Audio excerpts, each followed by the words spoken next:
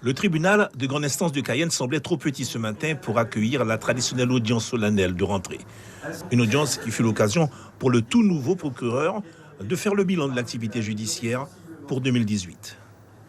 Ce bilan a été mené aujourd'hui par le procureur de la République adjoint, Jean-Claude Bello, donc qui a fait le bilan pénal de l'année judiciaire écoulée. Et puis moi, cette audience d'installation,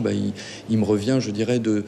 restituer ce que mes interlocuteurs que j'ai rencontrés ces 10 derniers jours, puisque ça fait 10 jours que je suis présent sur le territoire guyanais, de restituer ce que mes interlocuteurs m'ont dit et puis de tracer des premières pistes de réflexion pour essayer de résoudre les problèmes qui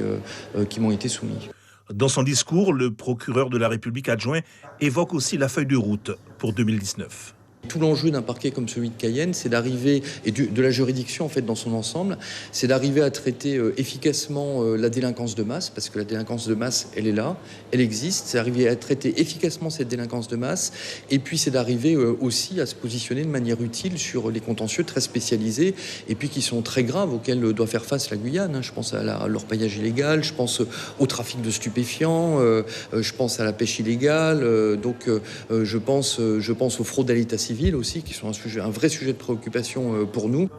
Contrairement aux années précédentes, le barreau de Guyane semble satisfait de l'arrivée du tout nouveau procureur de la République. C'est quelqu'un qui est déjà passé par la Guyane, qui connaît la réalité du terrain, qui a été juge d'instruction et qui, en tout cas, a